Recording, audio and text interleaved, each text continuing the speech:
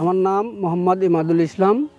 আমার এই প্রজেক্টটা গাইবান্ধা জেলার গোবিন্দগঞ্জ থানার নাগেরভিটা ফেরুসাপাড়ার আমার এই প্রজেক্ট। মরিচ আছে হচ্ছিল প্রায় 20 শতক 40 শতক মরিচ আছে, 20 শতকে শশা আছে আর 20 শতকে তরমুজ আছে। এখন মরিচ আছে হলে সানফায়ার আর শশা আছে সামরিন আর হচ্ছিল তরমুজটা হচ্ছে স্মার্ট বয়। আমি আগে প্রথমের দিকে অটো চালাতাম, অটো চালাইতে ওটা আবার রিস্ক হয় বেশি, রিস্ক আর টেনশনও থাকা লাগে বেশি। আর যখন আমরা সবজি চাষ করতেছি তখন নিরিবিলি থাকা যাচ্ছে বা টেনশন ফ্রিতেও থাকা যাচ্ছে। তো গাড়ি চালাতে চালাতে চিন্তা ভাবনা করলাম যে সংসারের কাজ আমি করি, তারপরে আমি এগ্রোওয়ানের এই ভিডিওটা দেখি আর কি। তবে প্রথম বছরে আমি মরিচ করেছিলাম ওই জমিতে। সেই মরিচে 20 শতক জমির থেকে আমি প্রায় 2 লক্ষ টাকার মরিচ বিক্রি করছি। তারপরে আবার ওই মরিচের পরে আবার ওই জমিতে আমি আবার শশা লাগাছিলাম, শশা বিক্রি করছি 1,40,000 টাকার মতো শশা বিক্রি করছি। তারপরে আসে এই বছর আসে মরিচ করলাম হচ্ছে একটি করে আছে 20 শতক আর এখানে ওই 40 শতক আর 20 শতক জমিতে আছে তরমুজ আছে, সেটা হচ্ছে ওই স্মার্ট বয়।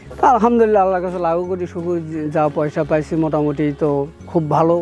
মানে বলতে গেলে বলা যায় যে আমার বাপদাদার সময়ও এক ফসল থেকে এতগুলো টাকা আমরা কোনোদিন পাইনি।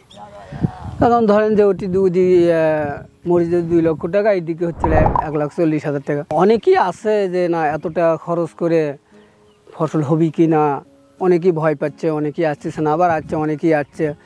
আমার বড় ভাই আসছে এবারকার নতুন করছে, করে তাই নিজেই তার সফলতা দেখতেছে বা নিজেই সফলতা পাচ্ছে। সবাই তো করছে লোকালভাবে। আমরা যখন মালচিং দিয়ে করছি, মালচিং দিয়ে করার উদ্দেশ্য, মালচিংয়ের প্রধান যে উপকারিতা সেটা হচ্ছে এই আগাছা থেকে বাঁচা যায়। এই আগাছা পরিষ্কার করতে যত লেবার লাগে এই লেবারের হাত থেকে বাঁচা যায় এবং অনেক টাকা খরচা কমে আসে। বিশেষ করে 1 নম্বর সুবিধা ওটা। 2 নম্বর সুবিধা যে জমির যে রাসায়নিক সারটার ব্যবহার করা হয়, এই সারগুলোর আর্দ্রতাগুলো বাতাসে উড়ে যায় না, সব মালচিং ধরে রাখে এবং সম্পূর্ণ সারটাই জমি নিতে পারে, এই সারটা নষ্ট হয় না। বিশেষ করে মরিচের কারণে, মরিচের সময়ের জন্য মালচিং ব্যবহার করা খুবই অত্যন্ত গুরুত্বপূর্ণ একটা বিষয়। আবার মালচিং দিয়ে যেটা করছি সেটা মোটামুটি খুবই সুন্দর, ভালো ফলাফল পাওয়া গেছে। তবে এইখানে যদি সবাই আসে, সবাই এগুলো চাষ করে, তাহলে সবাই উন্নতির দিকে চলে আসবে।